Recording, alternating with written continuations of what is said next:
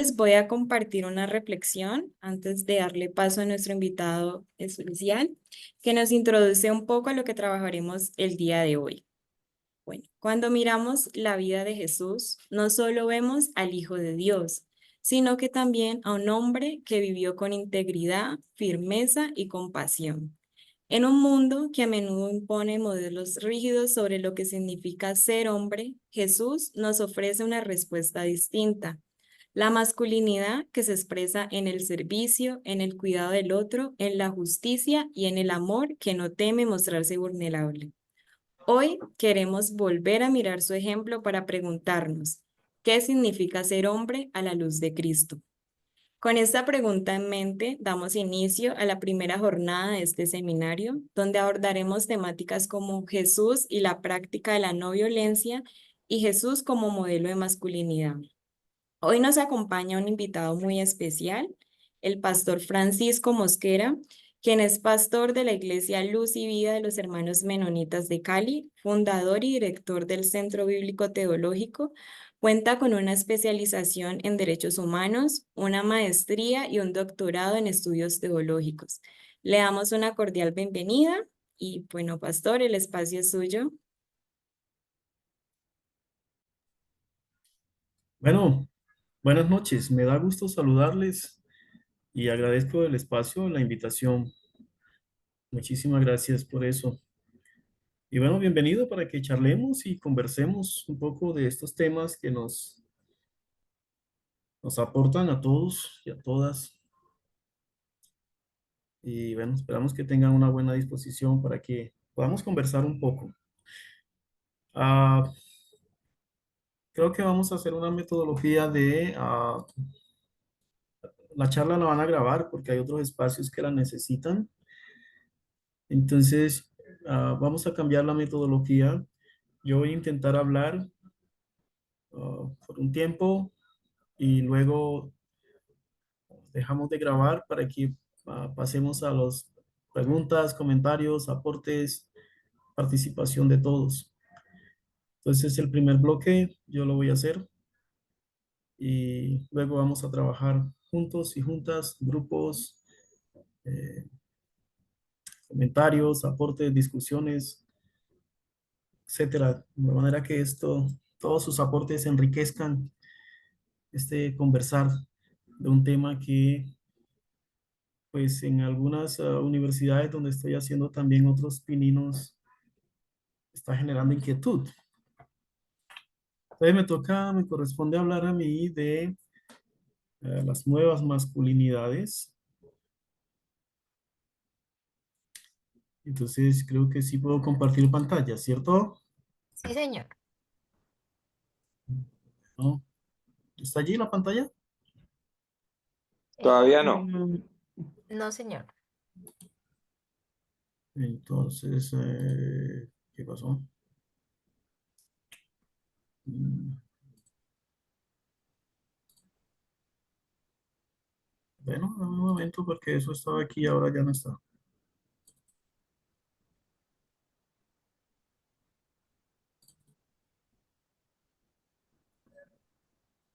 Si usted gusta, pastor, le ayudamos a proyectarla.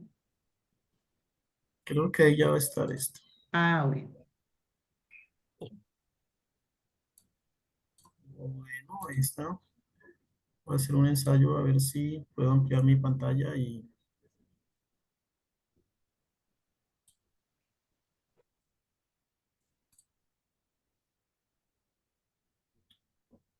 Ok, Ya la quiero asegurar. vemos. Tengo voz y tengo audio, ¿sí? Tengo Sí, Sí, imagen. y señor. la vemos. Vemos la imagen. Sí, la pantalla la Bueno, vemos. esto, gracias, hermanas. Esto de las nuevas masculinidades, pues supone preguntas e inquietudes y supone abordajes desde distintos frentes, si se quiere. Entonces, cuando uno habla de nuevas masculinidades, pues supone tres elementos. Número uno, que hay una nueva forma de ser hombre, una nueva forma de lo masculino. Si hay una nueva forma, es porque hay una vieja forma. Entonces, el segundo elemento es que hay una nueva, una vieja forma, antigua manera de entender lo masculino. Y de allí se desprende entonces la gran pregunta. Entonces, ¿qué es ser masculino? ¿Qué es eso? Bueno, si nos aproximamos a una interpretación que nos pudiéramos quedar en esta tarde-noche, sería la pregunta número 1 y dos son los dos puntos que vamos a abordar. Y este primero es, ¿qué se entiende por masculinidad? ¿Qué es lo que se entiende por eso? Bueno, la forma en que hemos sido criados y educados los hombres en este mundo occidental, en el mundo, incluye la manera de pensar, de sentir, de comportarnos, la forma como nos comportamos con otros hombres y otras mujeres. Eso es una forma de entender la masculinidad, la forma de sentir, pensar, comportarnos, la forma como nos han educado, la cultura, la historia, la educación, la iglesia, etc. Todo ello pues, va a formar nuestra masculinidad. Ahora bien, se habla de una masculinidad hegemónica y se comprende por ello el dominio de un hombre sobre otros hombres, sobre mujeres, niños y niñas. Es decir, masculinidad hegemónica tiene que ver con imponer dominio, ejercer hegemonía, costumbres, valores e ideologías. A esa forma de ejercer dominio se le conoce como masculinidad hegemónica. También se desprende de esa forma de aproximarnos a lo que es masculinidad, el patriarcalismo y el matriarcalismo. Entiéndase por patriarcalismo o matriarcalismo todo tipo de organización en la que el varón o la mujer ejercen autoridad sobre la familia, y esa es una autoridad institucionalizada del dominio del uno sobre el otro. También tenemos allí la frase más conocida y tal vez más usada por muchísima gente, que es el famoso machismo. Y el famoso machismo tiene que ver con la creencia que indica que el varón es superior. Dicho eso, entonces tendríamos que mirar la complejidad del varón en el sistema mundo. Este sistema mundo ha complejizado el ser masculino y lo ha complejizado en muchos casos desde la inconsciencia de lo masculino que recibe una carga formacional y luego la expresa. Por tanto, esa expresión de esa carga va a perpetuar una forma de comportamiento varonil en la sociedad. Entonces, fíjense este gráfico. Si este fuera el yo, cualquiera de nosotros o nosotras que estamos aquí, cualquiera,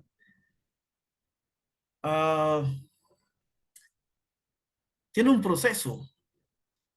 Desde su niñez empieza su carácter a ser formado por sus abuelas, sus tíos, sus mamás, su papá, sus maestros, su pastor, sus amigos, etcétera. Y eso va formando su personalidad y se le exige luego que esa personita, esa persona debe tener un liderazgo en la sociedad por ser hombre, por ser varón, por ser macho.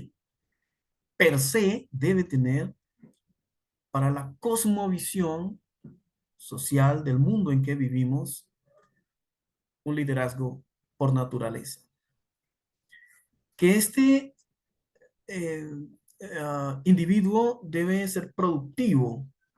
La sociedad le exige ser productivo. Que debe ser un hombre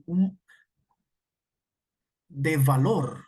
Debe tener mucho valor para enfrentar las situaciones, las realidades, los conflictos etcétera, etcétera. Entonces debe ser un macho, pero que también debe tener una mente brillante, que debe ser capaz de manejar y controlar sus emociones. Por lo tanto, este macho formado no puede expresar emociones, es muy cerrado, eh, es muy introvertido, porque sus emociones han sido acondicionadas. Pero también se espera de él y se le exige que él debe expresar su sexualidad de manera muy fuerte en una sociedad donde lo masculino tiene que imponerse. Y finalmente se le está diciendo y se le está valorando por el tipo de figura física que tenga. Entonces, este niño ahora es en tanto tenga una musculatura que impresione en la sociedad. Así que la complejidad del varón en el sistema mundo está dado en por lo menos estos elementos que se le imponen y él tendrá que responder por ello ante la sociedad. Todo eso indica que hay entonces unos estereotipos impuestos, ¿no? Esos estereotipos pasan por el pensar, el ser, el hacer.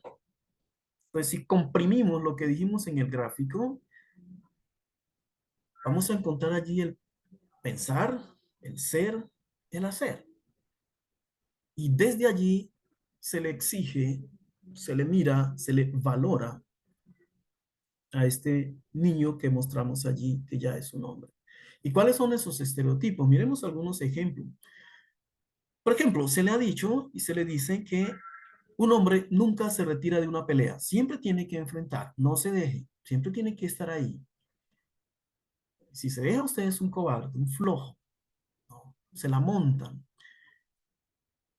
Otro estereotipo es que el hombre con masa muscular es más poderoso que quien no tiene. Entonces, las ciudades y los pueblos se llenaron de gimnasios y uh, diferentes tipos de productos químicos y orgánicos que formen masa muscular porque usted es en tanto masa muscular. Otro estereotipo es quien define a su familia, especialmente a su mujer. Entonces usted es el responsable de eso. Se le está inculcando eso. Usted sexualmente debe ser promiscuo y si es promiscuo, es, es relativamente aceptable, es medianamente aceptable, ¿no? Está bien porque es parte de ser masculino. Usted debe tener hijos e hijas y debe criarlos uh, para que muestre que usted es masculino, ¿no? No, usted no está aquí para que haga tarea de mujeres. Los hombres nunca lloran. Usted como masculino tiene que saber las respuestas a estas situaciones. Usted se las sabe todas. Entonces son estereotipos que van siendo impuestos al, al varón. Ahora bien, si dejamos un poquito por un momento los estereotipos impuestos, miremos algunas discusiones que se están dando en algunas universidades en este momento en el mundo con respecto a las nuevas masculinidades. Tomemos una discusión que hay en la Universidad de Barcelona. Ángels Carabalí define la masculinidad de la siguiente manera. Ella dice como un sentido neutro. Para ella un sentido neutro ha sido el lado hegemónico, el que no se cuestiona porque siempre ha estado presente y ha predominado en la construcción de la sociedad occidental. Se llama neutro. Es neutro porque no se cuestiona. Está ahí, es así. Pero además ella dice que tiene que ver con algo que no es femenino. Lo masculino es lo que no es femenino, lo que no es étnico, lo que no es homosexual. Por tanto, es lo que está más allá. Ella entiende la masculinidad como algo que está más allá porque lo étnico, lo femenino, lo homosexual es débil, es lo débil. Bonino dice al respecto, pero Luis Bonino, no Bonino el teólogo, dice que en realidad son los hombres quienes muestran las desviaciones más constantes y se convierten en agresores, drogadictos, violadores y cometen toda clase de abuso. Él va a ser mucho más fuerte con las masculinidades impuestas y va a indicar que por estas imposiciones, entonces tenemos lo macho relacionado, lo masculino relacionado con la agresión, la violación, etcétera. Y de la misma universidad también pudiéramos citar a Alicia Puleo. Ella propone un concepto llamado equifonía. Equifonía, que es el derecho de que la voz de las mujeres tenga la misma resonancia que la de los hombres. Tres investigadores de la Universidad de Barcelona que se han metido en el tema y que tienen aquí algunas posturas, pueden ser discutibles, muy fuertes, o como usted la vea, solamente los estamos citando. Todos estos autores relacionados con la Universidad de Barcelona condenan lo masculino y proponen un segundo sexo. Y eso es muy interesante para que cuando estemos en el debate lo pudiéramos mirar. La condena de lo masculino, no olvide eso, y la construcción de un segundo sexo. Pues bien, el presidente de Colombia, Gustavo Petro, cree que las mujeres cuidan más la vida que los hombres, por tanto su opción es fuerte hacia lo femenino. Y él da una razón fuerte y de peso. La mujer cuida más la vida. Por tanto, hay que ponerla en el radar, en el foco. Entonces hay una pregunta para que la trabajemos juntos. Con base en lo que hemos dicho aquí, entonces, ¿un hombre se hace o nace? Y esa es una de las preguntas que vamos a trabajar. Yo voy a continuar. ¿El hombre nace o se hace? Pregunta para el trabajo. Ahora, tendríamos que preguntarnos nosotros aquí, ¿por qué nuevas masculinidades? ¿Por qué? Bueno, si la masculinidad se define como el conjunto de atributos, valores, comportamientos y conductas que son característicos del hombre en una sociedad determinada, ¿quién le da esas particularidades? Entendemos que en la posmodernidad diversas ciencias, entre ellas la antropología, se han ocupado de lo masculino como género, sobre todo en los últimos 25 años, con el auge del feminismo, y se empieza a construir lo masculino desde la lectura feminista. Entonces, el tema de discusión es, ¿qué clase de hombres quieren las mujeres? Esa es la siguiente pregunta para la discusión. Si se empieza a construir lo masculino desde la lectura feminista, entonces, ¿qué clase de hombre quieren las mujeres? Miren, dentro de los estudios culturales, las feministas marxistas exploran los problemas de clase, etnia y religión, y es dentro de estas dos propuestas que es posible introducir un marco teórico para que los análisis sobre masculinidades puedan reconocer la diversidad de su universo e iniciar la construcción del hombre, pero del hombre hegemónico como un constructo cultural o desde la mirada feminista. Entonces no olvide esa palabra hegemónico. Si es así, entonces estaríamos hablando de nuevas formas de ser hombres. Bueno, las nuevas masculinidades apuestan por las relaciones entre iguales. Y aquí caemos en una de las cosas que queremos hoy dejar claro. Las nuevas masculinidades apuestan por las relaciones entre iguales, rechazando las desigualdades y siendo conscientes de los privilegios que implica ser hombre en la sociedad en la que vivimos. Y de eso se trata. Esas nuevas formas de ser hombres quieren romper con la cultura de la desigualdad y ser aliados contra todas las formas de violencias en contra de las mujeres. Quisiera aquí subrayar 10 normas de la masculinidad que pululan en el ambiente. ¿Cuáles son esas 10 normas de la masculinidad? Las nuevas masculinidades buscan deconstruir las normas masculinas dominantes actuales que incluyen deconstruir las normas. Entonces, aquí dejamos a un lado la persona, lo masculino, y miramos la cultura, las imposiciones, las normas, la construcción social que se ha hecho de este ser.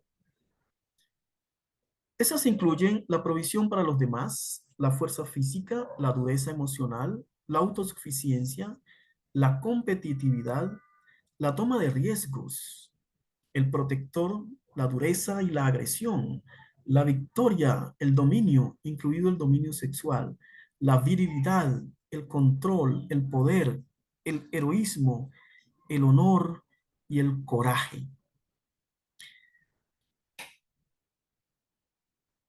Y aquí hay unos elementos para discutir en otros temas o en otras clases, o una segunda es, ¿cómo deconstruir esto sin acabar con lo masculino? Aquí hay unos elementos que pudiéramos trabajar bastante. Pues bien, este servidor suyo considera que, con base en lo que estamos diciendo de la igualdad, una de las bases del progreso en la sociedad es la igualdad. Cuando las sociedades, si ustedes miran la Mesopotamia, la historia bíblica, si ustedes miran hacia atrás, cuando las sociedades tienen uno de los dos, que es el dominante, llámese el patriarcado o el matriarcado, las sociedades tienden a no progresar. El progreso es más fácil y es más posible en tanto los dos puedan hacerlo, puedan participar. En tanto hay una palabra que vamos a introducir aquí que es la isonomía.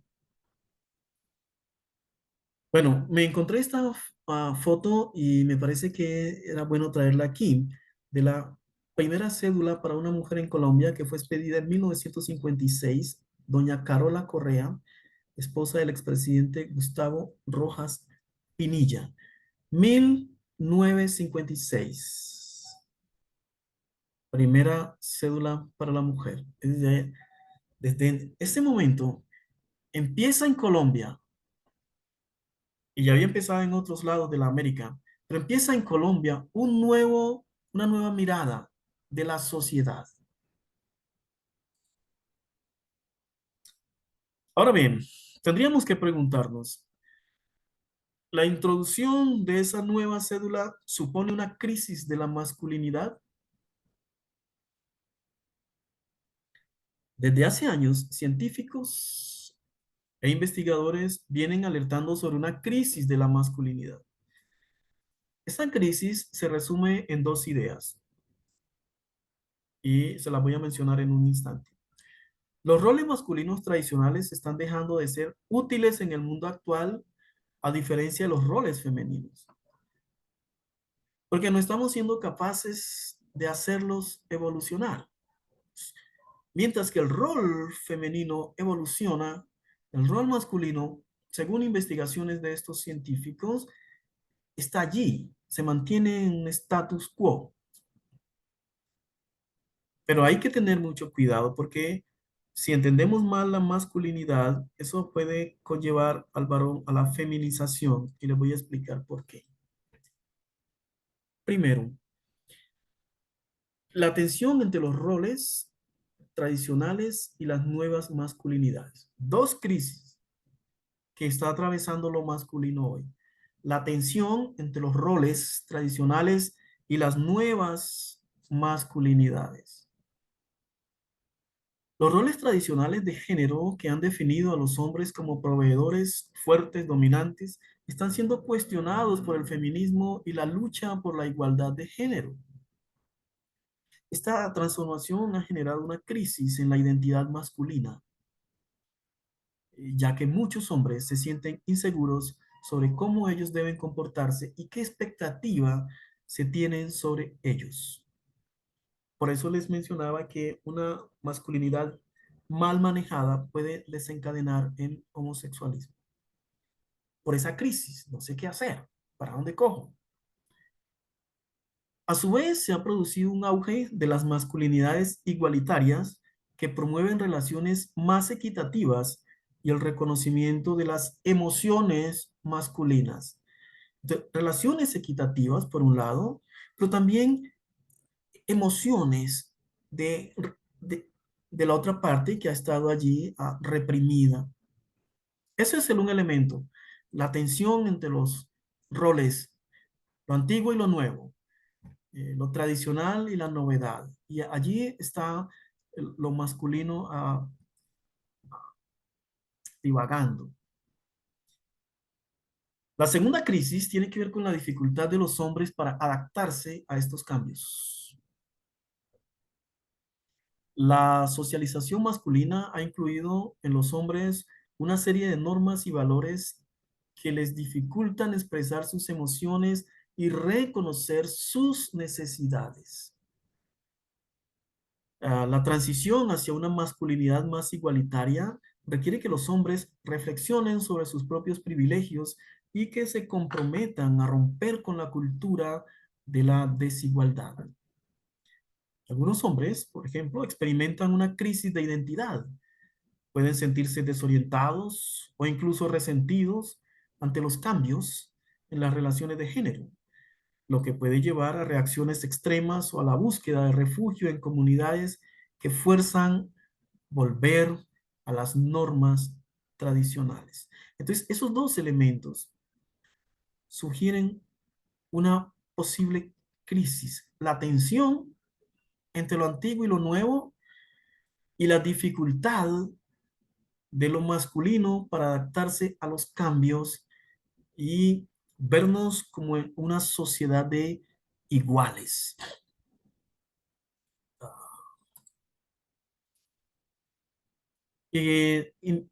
Citemos a la ONU. Vale la pena referirnos a la ONU. ¿Qué dicen ellos y ellas? ¿Qué están pensando con respecto a este tema? Fíjense, las nuevas masculinidades, según la ONU, se refiere a las nuevas formas de ser hombre. De acuerdo con la ONU, Mujeres, capítulo Mujeres, estas transformaciones incluyen, entre otras, romper el vínculo entre masculinidad y violencia, cambiar la forma en que uno ejerce el derecho que ostenta, siendo más cooperativo en lugar de dominante. Y esa es la posición de la ONU que me parece a mí concuerda mucho con la posición de la iglesia, muchas iglesias, de algunas universidades, de muchas universidades, de algunas organizaciones de base. ¿Y qué entiende la normatividad colombiana por nuevas masculinidades? Miren, según la sentencia 440-2021 del 4 de mayo del 2024, el análisis de las nuevas masculinidades se enmarca en el término del género correspondiente a la construcción socioculturales que asignan roles, comportamientos, formas de expresión, actividades y atributos según el significado que se da a las características sexuales biológicas. Entonces, la Corte Constitucional va a hablar de lo biológico y de los atributos asignados, roles asignados por la cultura. De manera que si tomamos el elemento feminista académico que está diciendo, pretendemos por una igualdad, por una isonomía. Si tomamos la postura de la ONU, si tomamos la postura de la Corte en Colombia, Pues creo que estamos hablando de nuevas masculinidades como sentido de igualdad entre lo masculino y lo femenino. Estamos hablando de quitar las cargas que se le han impuesto a lo masculino. Estamos hablando de quitar las violencias que se ejercen desde el dominante masculino al dominado femenino. Bien, y ese es un mapa de Colombia, los que no están en Colombia, ese es un mapita de Colombia. Creo que es pertinente que mencionemos 5 etapas de la masculinidad en este charla. Por lo menos se conocen 5 etapas de la masculinidad. Ellas son masculinidad inconsciente, es una primera etapa. Simplemente adhieren a sus roles masculinos sin cuestionarlos. Nacimos hombres, somos hombres, nos relacionamos como hombres y asumimos nuestros roles como hombres. Pero hay una etapa 2 que se llama masculinidad consciente y se refiere a que los hombres conocen sus roles, pero quieren igualdad. Hay una etapa 3, las masculinidades críticas, enfoques que cuestionan los roles de lo masculino. Este enfoque va a cuestionar todo lo que hemos dicho atrás de la cultura impuesto. Y una etapa 4 que se llama masculinidades múltiples, hace referencia a las diferentes formas de entender la masculinidad. Por eso es múltiple. Finalmente, hay una etapa 5 y se refiere a lo que está más allá de las masculinidades. Eso de alguna manera es un desafío a lo masculino como se ha construido. Lo que está más allá. Ah, ustedes ven vestido al hijo de Will Smith y dicen, está loco, está drogado, está esto, pero él está expresando una masculinidad que está más allá de lo que es convencional.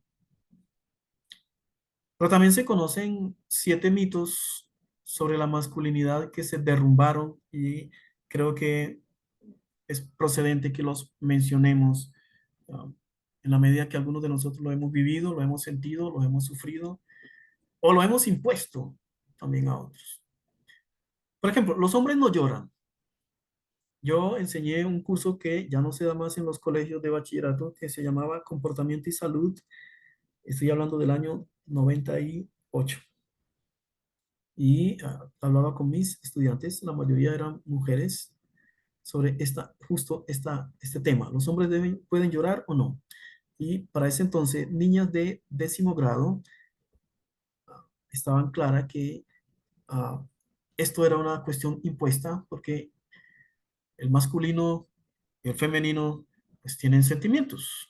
Mientras usted tenga sentimientos, los puede expresar. Y los puede expresar con llanto, con gritos, con aislamiento, con hablar, etcétera. Pues tiene derecho a expresar sus sentimientos. Es un mito que se derrumbó. ¿Los hombres no lloran? Sí, los hombres sí lloran. ¿Los hombres no expresan afecto y no son emocionales? Falso. Sí expresamos afectos y sí somos emocionales. ¿Los hombres son expertos en sexo? Eso es otro mito que se derrumbó.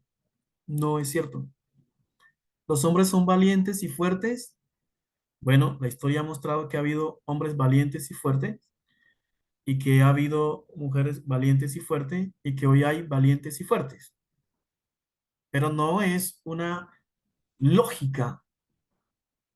En tanto hombre eres valiente y fuerte. No, no todos son valientes y fuertes.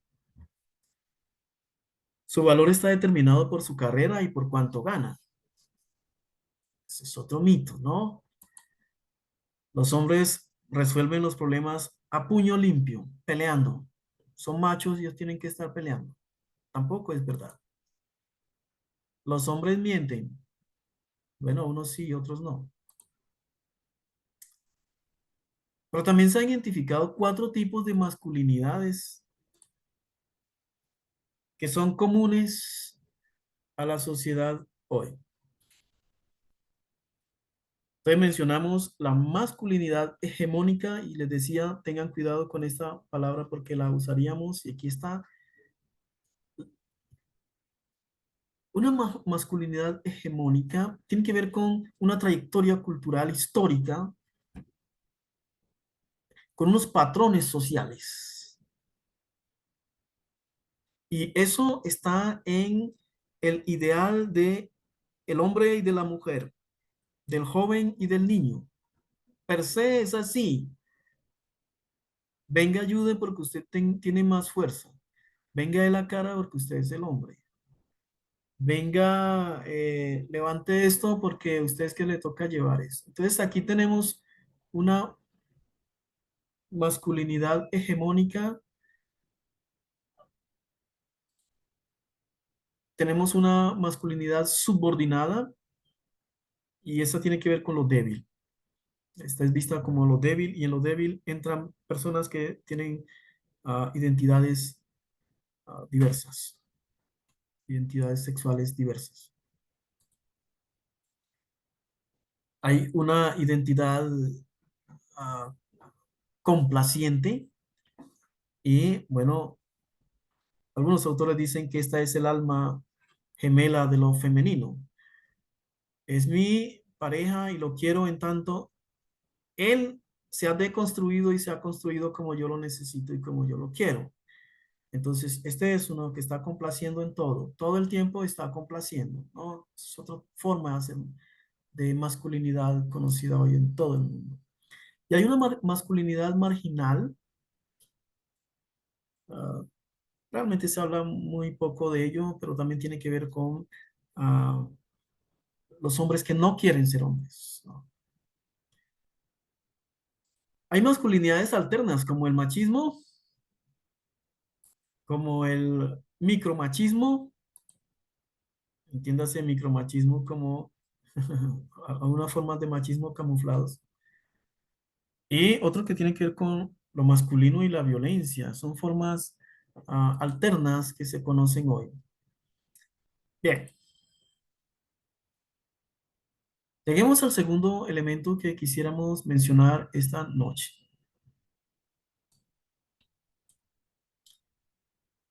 Y miremos a Jesús y la práctica de la no violencia. Y para ello necesitamos mirar el texto bíblico ah, en el Evangelio según San Mateo, en su capítulo 5, su versículo 21, los versículos 38 hasta el 48. Y para hablar de Jesús y la práctica de la no violencia, en la formación de lo masculino, tendríamos que mirar el tercer camino de Jesús. Bueno, creo que esta lo van a ver en la siguiente charla, así que yo solamente tocaré tangencialmente algunos elementos aquí. Miren, para Jesús, la violencia es la negación del otro. Por eso Jesús es intolerante con la violencia en cualquiera de sus expresiones. Pablo interpreta eso y Pablo va a llevar este elemento de la intolerancia de Jesús con la violencia y lo va a llevar al plano de la relación de pareja o al plano de lo femenino y lo masculino. Y él va a decir, mire, en la relación de pareja no solamente debe haber una isonomía, sino que Pablo va a decir, trate a la mujer como vaso más frágil, más frágil. Cada violento es uno que niega al otro. Y si Dios es amor, entonces Dios ama a todos por igual. El violento, ah, bueno, algunos dicen que es una patología. Este, hay un alcalde que fue de aquí de Cali, me dicen que está trabajando muy fuerte en la ONU este tema de la patología de la violencia y lo está trabajando como una pandemia de la violencia. Ah, Jesús se opone a toda manifestación de violencia. ¿Y por qué él se opone? Porque en la ley de Moisés y en las culturas orientales, en las culturas mesopotámicas, en las culturas antiguas, la muerte y el uso de la violencia era permitido en muchos casos. Entonces, si ustedes toman parte de la Biblia, hay partes de la Biblia que son difíciles de comprender porque hay violencias, pudiéramos decir, casi ordenadas, casi autorizadas. Hay que entender por qué, ¿no? Pero hay unas violencias allí y Jesús va a decir, no, no, no, ese no es la vía y no he venido a eso. Por el contrario, el Señor Jesús va a proponer resolver la conflictividad humana desde el arrepentimiento, desde una perspectiva de la creación de un nuevo hombre, del arrepentimiento. Y él va a decir a sus seguidores, si te quitan la capa, déjale también la túnica.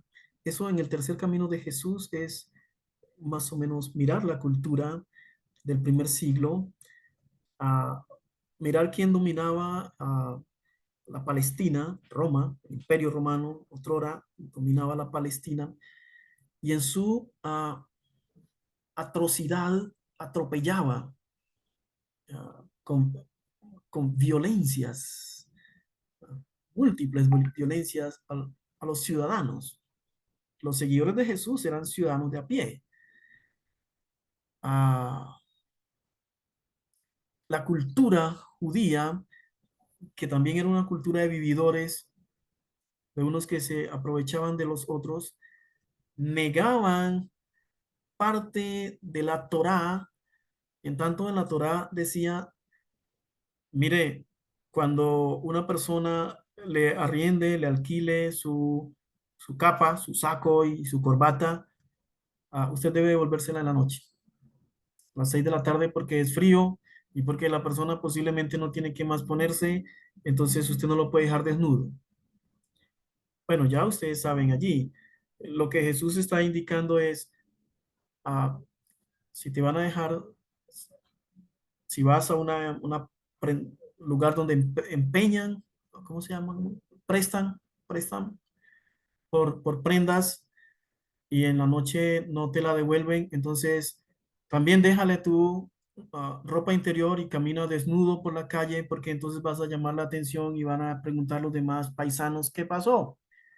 Y entonces tú puedes decir, el dueño de la prendería X no me devolvió mi ropa porque no tenía plata, entonces ahí vas a ponerlo en contra. Entonces es una forma de ejercer, ah, ah, de recuperar la dignidad, de ejercer dominio sobre la dignidad, demostrar que tú eres una persona digna sin tener que usar la violencia. De manera que el objetivo de la no violencia es convertir al violento a la no violencia. De eso se trata. Convertir al violento a la no violencia. Entonces Jesús va a decir, un mandamiento nuevo os doy, que os améis unos a otros como yo os he amado. También ustedes deben amarse. En ese caso, la violencia en la comunidad de los seguidores de Jesús no tiene espacio, ni de lo masculino a lo femenino, ni viceversa. No tendría espacio, porque el elemento allí es que se amen, que se arrepientan, que hagan un nuevo pacto, un nuevo ser. Pero también en el tercer camino de Jesús hay una enseñanza que ustedes, la mayoría supongo, conocen y tiene que ver con el, lo usan los borrachitos también. Si te pegan en una mejilla, vuélvele también la otra. Entonces tenía que ver con obligar al violento a que te devuelva tu dignidad, ¿no? No es una cuestión física de pegar en la cara, no necesariamente es eso, sino de encontrar métodos creativos para resolver conflictos de manera que la dignidad de él o de ella, del niño, del esclavo, del que sea, sea respetable.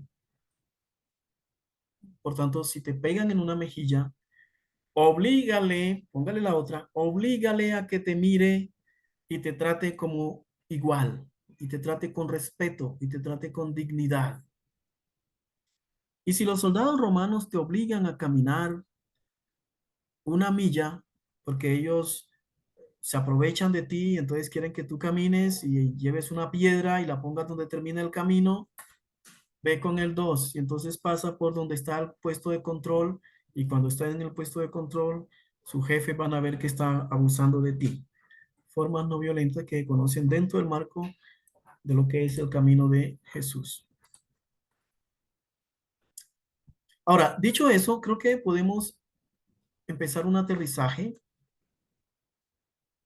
y ese aterrizaje tiene que ver con, entonces, con lo que hemos hablado hasta aquí es posible la deconstrucción y la reconstrucción de las nuevas masculinidades o masculinidades igualitarias. ¿Y para eso qué hay que hacer? Pues hay que promover la igualdad.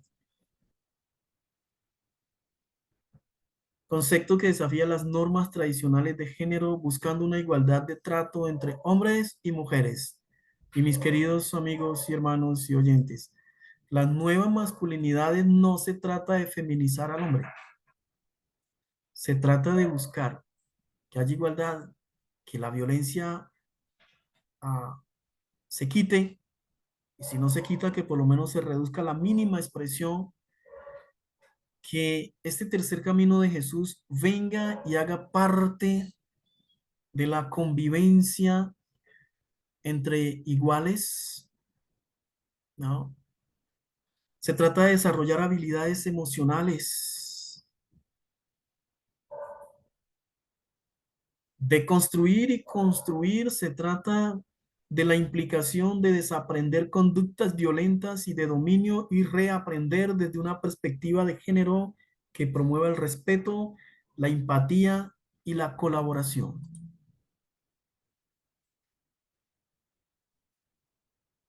Por lo menos el libro el libro, la Biblia como libro de los libros, propende por posturas como estas y nos presenta 5 pilares que me parecen fundamentales que los abordemos. 5 pilares de la hombría bíblica y ello se deriva del libro de Primera de Corintios, el capítulo 16, los versículos 13 hasta el 14. Y allí nos dan instrucciones como las siguientes. Ustedes estén en guardia, estén vigilantes, para que después de haber sido deconstruidos, atrás dijimos arrepentidos, no vuelvan a lo mismo. Permanezcan firmes en la fe, porque de la fe de Jesús se puede construir nuevas masculinidades. Sean valientes en asumir cambios y desafíos. Sean fuertes frente a las imposiciones que se les ponen, pero sobre todo, dice el apóstol Pablo, háganlo todo con amor. Por eso, ser masculino al estilo de Jesús es la propuesta. Ser masculino, pero al estilo de Jesús. Usted me dice, ¿y qué es eso? Pues bien, tanto en el Antiguo como en el Nuevo Testamento, los dos testamentos deben interpretarse desde la óptica de Jesús. ¿Y cuál es la óptica de Jesús? Él hace una deconstrucción y él va a decir, oíste que fue dicho, pero yo les digo, en Mateo 5, 38 al 49, ustedes oyeron que era así y que tenían un modelo, una cultura, una costumbre, una tradición, una forma, una estructura, pero yo les digo, tienen que cambiarla, dice Jesús. Sara, Pastor, qué pena, es que la presentación se quedó en una de las diapositivas y sé que usted ha avanzado en el tema y no ha avanzado en la diapositiva. Entonces, entonces, ¿qué hago? no sé si usted ha corrido porque se quedó en la diapositiva de Jesús y la práctica de la no violencia. Y sé que va por los 5 pilares. Bueno, entonces, ¿no se mueve o sí se mueve? Dígame. Ahí ya se movió, sí, ya se movió. Y estamos en ser Eso, sí. masculinos al Eso, modelo de Jesús, al estilo de listo. Jesús. Sí, ¿Sí? sí, señor. Bien. Entonces estoy diciendo que tanto en el Antiguo Testamento como en el Nuevo, los dos deben interpretarse desde la perspectiva de Jesús. ¿Por qué? Porque Jesús es el modelo de paz y no violencia. Y él dice, mi paz os dejo, mi paz les doy. Yo no se la doy como la da el mundo. Esa estructura que da el mundo, esa no es la que da Jesús. Va a proponer un nuevo modelo. Y entonces Pedro no entendía eso y Pedro cuando quería defender a su maestro de manera física usó la violencia. Y Jesús dice, Pedro, mire, los que a espada matan, a espada mueren. Entonces hay una deconstrucción y una reconstrucción. Y en esa reconstrucción, esa construcción, hay un orden y unos roles. Se trata de roles cooperativos, no de competencias y dominaciones. Si queremos construir una sociedad mejor, se trata de cooperar, no de dominar y no de competir. Entonces miremos cómo Jesús, por ejemplo, trató a las mujeres. Él fue tierno y claro. Él fue hijo y fue hermano. Y cuando trajeron una señora para lincharla, Jesús dice, ni yo te condeno. Y cuando estuvo la oportunidad de sentarse con una mujer que no conocía y que no era de su misma nacionalidad, Jesús dice, crea puentes, dame de beber. Todo lo que implica dame de beber. Y luego cuando se encontró con otra mujer sirofenicia, otra extranjera, Jesús va a decirle, oh mujer, grande es tu fe. Y allí en su agonía, en la cruz, Jesús mira a su mamá y mira a su discípulo amado y genera una nueva construcción de familia. Aquí está tu madre, aquí está tu hijo. Pues la relación de Jesús con las mujeres fue una relación de ternura, de hijo, de hermano. Jesús fue hermano para ellas, fue hijo para ellas, fue tierno para ellas y fue claro con ellas. Esa es la relación de lo masculino moderno.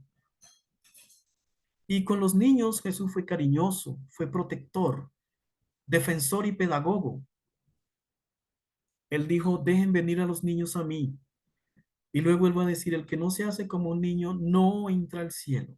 Entonces va a ser un protector de la niñez y va a crear una relación de cuidado especial para el que es más frágil. Y con los varones, Jesús fue un instructor, un compañero de camino. Lavó los pies de cada uno de ellos y les enseñó, hagan lo mismo, ustedes son mis compañeros, no han podido acompañarme en esta vigilia, no han podido velar conmigo ni una hora. Y el evangelista Marcos, el joven, va a decir que él escogió a sus 12 discípulos para que estuvieran con él. Compañerismo. Esa es la construcción de un nuevo orden. Entonces en Jesús hay una isonomía entre seres humanos. En Cristo el hombre no es sin la mujer, dice Pablo, ni la mujer sin el hombre. Se trata de roles, roles que funcionen. Y cuando al Cristo le pregunta, mire, ¿está bien divorciarnos de las mujeres y que vayan para tu casa? Jesús dice, bueno, en el principio no fue así. Lo remitió al origen, al original, ¿no? Todos queremos tener ropa original, ¿no? Bueno, Jesús lo remitió al original. Y cuando le preguntaron, ¿y entonces por qué Moisés nos dijo que podíamos hacerlo? Y Jesús les dice, porque ustedes son duros de corazón. No es que está establecido así, sino que ustedes son duros de corazón. Y finalmente, antes de terminar, mencionemos a Juan Driver. Juan Driver nos va a presentar una dualidad en la presión social. Él dice, debido a la forma como la sociedad define a hombría, la presión social sobre lo masculino para que ejerza control es enorme. Y cuando en la iglesia, por ejemplo, no se provee un espacio de seguridad en donde confesar los pecados, se interioriza sus contradicciones y cede a la tentación de vivir vidas dobles. Entonces, Driver nos va a presentar la iglesia como una opción, como una alternativa donde el hombre puede abrirse, desnudarse, ser. No importa que quien le esté pastoreando sea femenino o sea masculino, pero que la iglesia sea un espacio sanador, liberador, de expresar los desarrollos de cada uno. Dice él, nos sentimos reprimidos, inseguros, temerosos, apocados. Una forma de escape son las actividades dominantes, los vicios electrónicos, las drogas, los círculos de amistades cerradas, la homosexualización, las violencias, el refugio laboral, el ensimismamiento y por último, el suicidio. Y entonces, ¿qué dice la Biblia de eso? Pues la Biblia presenta los 5 pilares en los que debe fundamentarse la masculinidad según la Biblia.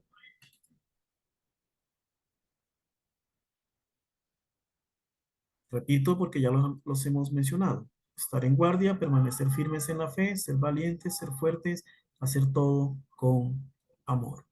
En conclusión, las nuevas masculinidades no se trata de feminizar lo masculino, sino de una isonomía,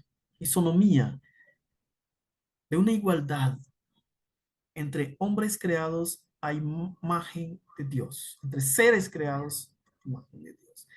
Se trata pues de que cada uno tiene un rol y que debemos cooperar el uno con el otro para que los roles sean posibles. Se trata de no deconstruir lo masculino desde el punto de vista de la mirada femenina, sino de la mirada divina. Y eso no lo podemos olvidar, sobre todo en la academia. No se trata de deconstruir lo masculino y reconstruirlo desde la mirada del feminismo, sino desde la mirada divina. Y por eso cité varios textos bíblicos y enfaticé en la postura de Jesús. Que lo masculino vuelva a su origen. Se trata es de eso. Su origen y sus implicaciones. ¿Y cuál es el origen? Creado a la imagen de Dios. No por encima ni por debajo. La imagen de Dios. Así que no es lo femenino quien formará lo masculino por cuanto los dos son raza caída. Entonces Jesús va a decirle a Nicodemo, mira Nicodemo, lo que es nacido de la carne, carne es. Y lo que es nacido del espíritu, espíritu es. No es la sociedad y las distintas ciencias quienes deben formar la nueva masculinidad. Porque de un grifo de agua salada no puede salir agua dulce. El modelo siempre tiene que ser Jesús.